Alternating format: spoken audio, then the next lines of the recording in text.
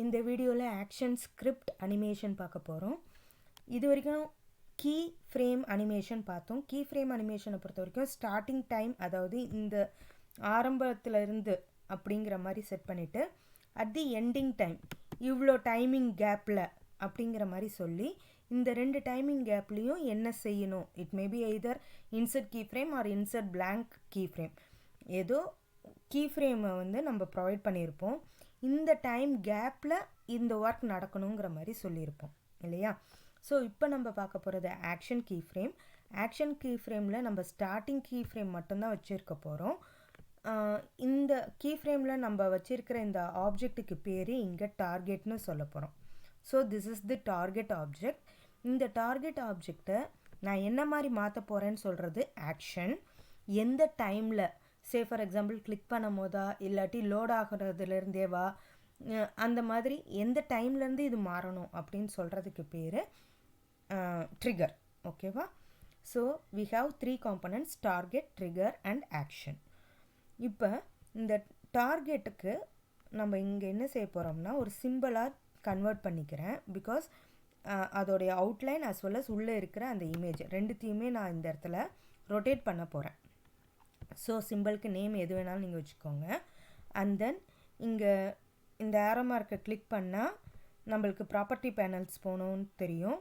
அதில் இங்கே மூவி கிளிப்னு மாற்றிக்கோங்க.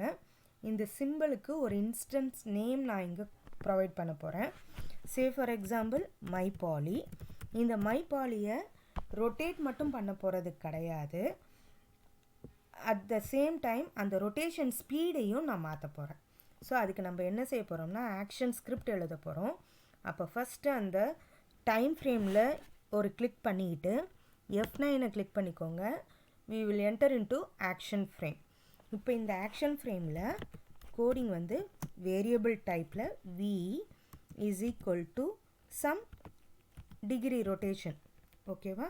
அதை எழுதிக்கிறேன் ஸ்பீடுக்காக, எந்த ஸ்பீடில் அது ரொட்டேட் பண்ணணும்னு சொல்லிட்டு. Then my poly dot on event on frame enter frame. On enter ஃப்ரேமுங்கிறது கீவேர்ட். அது ப்ளூ கலரில் மாட்டினா தான் அது கரெக்டான கீவேர்ட் ஃபங்க்ஷன் நீங்கள் சொல்லியிருக்கீங்கன்னு அர்த்தம். அப்போ ஆன் லோட் நான் இங்கே என்ன செய்ய போகிறேன்னா ஒரு ஃபங்க்ஷனை எழுத போகிறேன். இந்த ஃபங்க்ஷனில் என்ன கான்செப்ட் எழுத போகிறேன்னா திஸ், அதாவது மை பாலி.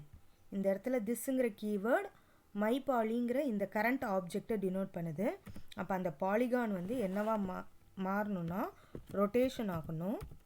ரொட்டேஷன் எந்த டிகிரியில் ரொட்டேஷன் ஆகணும் அப்படின்னா, நான் மேலே வேரியபிள் வச்சுருந்தேன் இல்லையா வி, அந்த டிகிரியில் ரொட்டேஷன் ஆகணும்.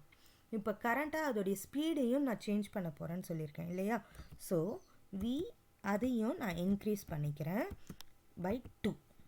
அப்போ தான் நம்மளுக்கு அந்த சேஞ்சஸ் தெரியுங்கிறதுனால 2 நான் அதை வந்து ஸ்பீடையும் இன்க்ரீஸ் பண்ணிக்கிறேன். ஓகேவா. So now control enter.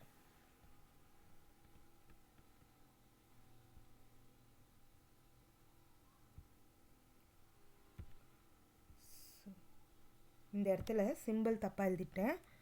Plus equal to அப்படின்னு போடணும் இல்லையா. So plus equal to.